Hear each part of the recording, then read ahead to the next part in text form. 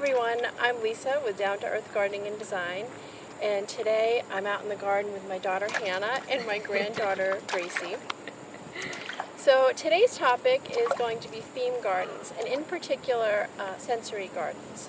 So over the years we've done lots of different theme gardens, design and installations of. So some of the themes are fairy gardens, moon gardens, cutting gardens, meditation gardens, but in particular today I would like to talk about sensory gardens.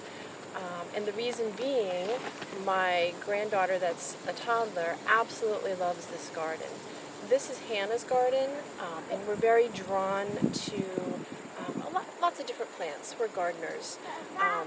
So we have, a really nice combination of things that really draws Gracie into the garden. She'll come out the door and we notice she comes right over here. And I think it's because it's really about the experience.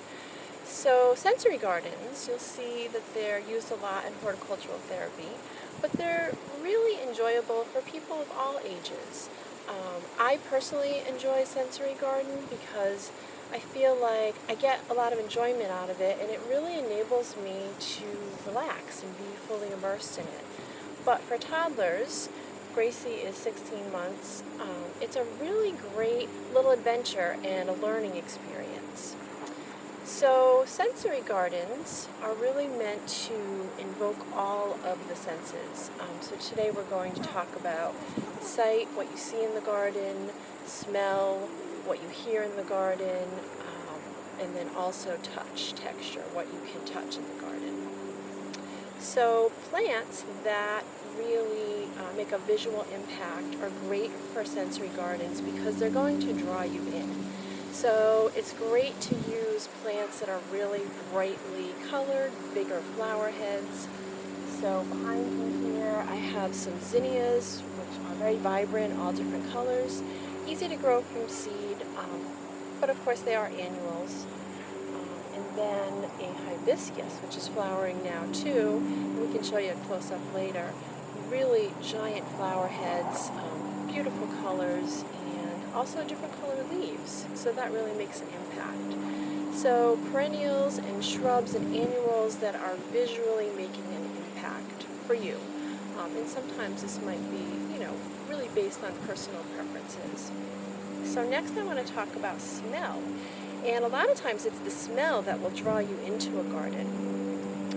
I find that smells, fragrances will also invoke memories for me, really great childhood memories. Living next door to my grandparents' farm, they had a lot of different flowering shrubs, heirloom shrubs. So for example, lilac and viburnum, which are highly fragrant. It just kind of brings me back to that. But in this particular garden, we have lilac, we have some roses here, and we also have lavender. Lavender makes a really good plant for a sensory garden because you can plant it along your walkway, and when you brush against it, it gives off a really nice fragrance. So next is touch. So Gracie loves to come out here and feel things. So I have a cosmos over here, and there's one a little further behind me. Really nice, soft texture, ferny leaves. And actually, not too long ago, I caught Gracie sitting in the middle of the cosmos, really lapping it up. So a nice, soft, ferny texture. You might want to use some ferns in your garden. But also, then you want to think about the opposite, something that is a little coarse, an opposite texture. So in my garden at home, I have a lot of echinacea, a lot of coneflower, and they're nice sturdy plants, and the cones themselves are really bristly. And she loves to touch those because they feel like sandpaper. So we've got sight, we've got smell, we've got touch, and the last one I want to talk about is what you hear in a garden.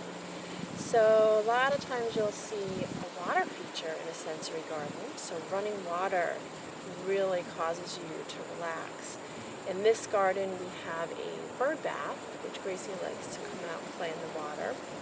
But the water also draws wildlife, so it'll draw hummingbirds and butterflies, birds. So you'll get a lot of sounds in the garden if you can draw some wildlife. You can also plant some different plants that will draw them in, like the butterfly bush. We have a gorgeous butterfly bush in this garden behind me.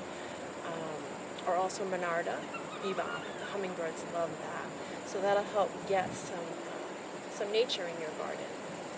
So another one that people don't think a lot about when they think about hearing in the garden are ornamental grasses. And those are really nice because the blades of grass, you'll get some movement if it's breezy. And so you will get some sound for that, which I think is really nice and relaxing. So I think I covered some great plants for you that you can incorporate into your garden if you want to turn into a sensory garden. If you don't have a place in your yard, that you can devote to a sensory garden, there's no reason why you can't incorporate some of these plants into your existing garden, just so you can get a little more out of it. So I hope you enjoyed our segment today. If you did, please like us and subscribe to our channel. It was a pleasure being out here with you today, and I hope you enjoyed it. Thank you.